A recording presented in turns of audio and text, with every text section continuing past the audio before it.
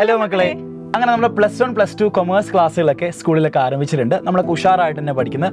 ഏകദേശം ഒരു മാസമായി നമ്മൾ ക്ലാസ്സുകളൊക്കെ പോയി തുടങ്ങിയിട്ടല്ലേ. അപ്പോൾ 2025-26 അധ്യയന വർഷത്തേക്കുള്ള ആദ്യത്തെ നമ്മളൊരു ഒഫീഷ്യൽ എക്സാമിനേഷൻ എന്ന് പറയുന്നത് ഓണം എക്സാമിനേഷനാണ്.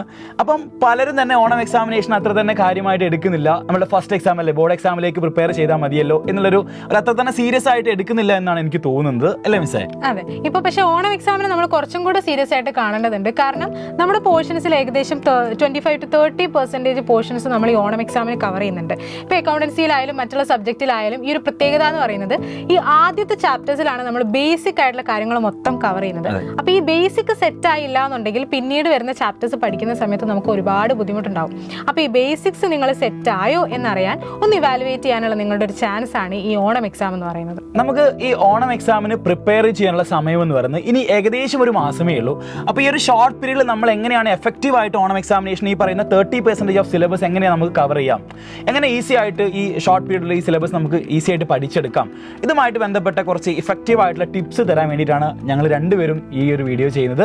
സോ എങ്ങനെയാണ് നമുക്ക് എഫക്റ്റീവ് ആയിട്ട് അത്തരത്തിലുള്ള ടിപ്സുകൾ എന്തൊക്കെയാണെന്ന് നമുക്ക് നോക്കാം. അപ്പോൾ ഇതിന് ഒരുപാട് കാര്യങ്ങൾ നിങ്ങൾ ശ്രദ്ധിക്കാനുണ്ട്. ആദ്യത്തെ കാര്യം എന്ന് പറയുന്നത് അക്കൗണ്ടൻസിയിലും എക്കണോമിക്സിലും നമുക്ക് കുറച്ച് പ്രോബ്ലം ഏരിയാസ് വരുന്നുണ്ട്. അപ്പോൾ ഈ ന്യൂമറിക്കൽസ് നിങ്ങൾ ഡെയിലി പ്രാക്ടീസ് ചെയ്ത് തന്നെ പഠിക്കണം. അപ്പോൾ മാക്സിമം നമ്പർ ഓഫ് ക്വസ്റ്റ്യൻസ് നിങ്ങൾ പ്രാക്ടീസ് ചെയ്യുന്നതിലൂടെ നിങ്ങൾക്കത് പെർഫെക്റ്റ് ആക്കി എടുക്കാനായിട്ട് പറ്റും. പിന്നെ ഒരു പ്രധാനപ്പെട്ട കാര്യം എന്ന് പറയുന്നത് തിയറി പോർഷനാണ്. ഫോർ എക്സാമ്പിൾ ബിസിനസ് സ്റ്റഡീസ് ആണ്, അല്ലെങ്കിൽ പൊളിറ്റിക്കൽ സയൻസ് പോലുള്ള പേപ്പറിൽ നമുക്ക് തിയറിയാണ് കൂടുതൽ പഠിക്കാനുള്ളത്. അപ്പോൾ തിയറി പഠിക്കുന്ന സമയത്ത് നമ്മൾ കോൺസെപ്റ്റ് കൃത്യമായിട്ട് പഠിച്ചെടുക്കുക. കൂടാതെ നിങ്ങൾ ഷോർട്ട് നോട്ട് പ്രിപ്പയർ ചെയ്യുക. ആ ഷോർട്ട് നോട്ട് പ്രിപ്പയർ ചെയ്തിട്ട് ആ ചാപ്റ്റർ മുഴുവനായിട്ട് കംപ്ലീറ്റ് ആയിട്ട് പഠിച്ചെടുക്കുക.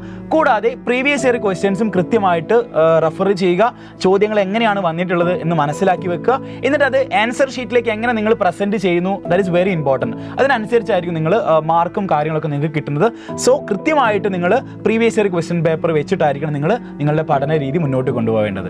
പിന്നെ ഈ ദിവസങ്ങളിൽ നിങ്ങൾ മെയിനായിട്ട് ശ്രദ്ധിക്കേണ്ട ഒരു കാര്യമാണ്, ദിവസം ഒരു 3 മണിക്കൂറെങ്കിലും മിനിമം പഠിക്കാനായിട്ട് നിങ്ങൾ മാറ്റി വയ്ക്കുക. അതിപ്പോൾ നിങ്ങൾക്ക് ഇഷ്ടമുള്ള സമയത്ത് നിങ്ങൾ പഠിക്കാം. ചിലർ രാവിലെ ആയിരിക്കും പഠിക്കുക, ചിലർ വൈകുന്നേരം ആയിരിക്കും പഠിക്കുക. നിങ്ങൾക്ക് ഏത് സമയമാണോ കംഫർട്ടബിൾ ആ സമയത്ത് ഇരുന്നിട്ട് നിങ്ങൾ പഠിക്കുക. പിന്നെ ഈ മൺഡേ ടു ഫ്രൈഡേ നിങ്ങൾക്ക് സ്കൂളിലെ ദിവസമാണ്, അപ്പോൾ വളരെ കുറച്ച് ദിവസം മാത്രമേ നിങ്ങൾ പഠിക്കുന്നുണ്ടാവുള്ളൂ. ഈ കാര്യങ്ങൾ നിങ്ങൾക്ക് റിവൈസ് ചെയ്യാനുള്ളൊരു സമയമായിട്ട് വീക്കെൻഡ് യൂസ് ചെയ്യാം. സാറ്റർഡേയും സൺഡേയും നിങ്ങൾക്ക് ഈ പഠിച്ച കാര്യങ്ങൾ, മൺഡേ ടു ഫ്രൈഡേ നിങ്ങൾ പഠിച്ച കാര്യങ്ങൾ റിവൈസ് ചെയ്യാനുള്ളൊരു സമയമായിട്ട് വീക്കെൻഡ്സ് നിങ്ങൾക്ക് യൂസ് ചെയ്യാം. മിസ്സേ, മറ്റൊരു പ്രധാനപ്പെട്ട ഒരു പോയിന്റാണ്, നമ്മളെ ഡിസ്ട്രാക്ട് ചെയ്യുന്ന കുറേ കാര്യങ്ങളുണ്ടായിരിക്കും. ലൈക്ക് നമ്മൾ ഗെയിമിംഗ് ആപ്പുകൾ യൂസ് ചെയ്യുന്നുണ്ടാവും, അതേപോലെ തന്നെ സോഷ്യൽ മീഡിയ, അങ്ങനെയുള്ള കാര്യങ്ങളൊക്കെ തന്നെയുണ്ട്. അപ്പോൾ നമ്മളുടെ മുന്നിൽ ഇനി ഒരു 30 ഡേയ്സേ ഉള്ളൂ അറൗണ്ട്. അപ്പോൾ ഈ 30 ഡേയ്സിലേക്ക് നമ്മൾ കോൺസെൻട്രേറ്റ് ചെയ്യാൻ വേണ്ടി പോകുന്നത് നമ്മൾ ഇമ്പോർട്ടൻ്റ് ആയിട്ടുള്ള സിലബസിലേക്കാണ്. എന്ന് വെച്ചാൽ എക്സാമിനേഷന് വേണ്ടി പ്രിപ്പയർ ചെയ്യാൻ വേണ്ടി പോകണം. സോ ആ സമയത്തേക്ക് നമ്മൾ ഇത്തരത്തിലുള്ള ഡിസ്ട്രാക്ഷൻ വരുത്തുന്ന ഗെയിമിംഗ് ആപ്പുകളായിക്കോട്ടെ, സോഷ്യൽ മീഡിയ ആപ്പുകളായിക്കോട്ടെ, തൽക്കാലത്തേക്ക് അതൊക്കെ ഒന്ന് മാറ്റി വെക്കുക. എന്നിട്ട് നമ്മൾ ഉഷാറായിട്ട് തന്നെ പഠിക്കുക. കാരണം നമ്മുടെ മുന്നിൽ ഷോർട്ട് പീരീഡ് ആണുള്ളത്. സോ എഫക്റ്റീവ് ആയിട്ട് എല്ലാ സബ്ജക്റ്റുകളും പഠിച്ചെടുക്കേണ്ടതുണ്ട്. പിന്നെ ഒരു കാര്യമാണ് നമ്മുടെ കമ്പൈൻ സ്റ്റഡി. അത് പല കുട്ടികൾക്കും അത് ഇഫക്റ്റീവ് ആവാറുണ്ട്, ചിലർക്ക് കമ്പൈൻ സ്റ്റഡി താല്പര്യം ഇല്ലാത്തവരും ഉണ്ട്. കമ്പൈൻ സ്റ്റഡീൻ്റെ ഒരു പ്ലസ് പോയിന്റ് എന്ന് പറയുന്നത്, നിങ്ങൾ ഈ പഠിച്ച കാര്യങ്ങൾ നിങ്ങളുടെ ഫ്രണ്ട്സിന് പഠിപ്പിച്ചു കൊടുക്കുക, അല്ലെങ്കിൽ അവർക്ക് പറഞ്ഞു കൊടുക്കുന്നത് വഴി ഈ കോൺസെപ്റ്റ് കുറേം കൂടെ ആഴത്തിൽ നിങ്ങളുടെ ഓർമ്മയിൽ നിൽക്കുകയും ചെയ്യും. അതുപോലെ തന്നെ നിങ്ങൾക്ക് അത് കൂടുതൽ ക്ലിയർ ആവുകയും ചെയ്യും. അങ്ങനെ ഒരു പ്ലസ് പോയിന്റ് നമ്മുടെ കമ്പൈൻ സ്റ്റഡിക്ക് ഉണ്ട്.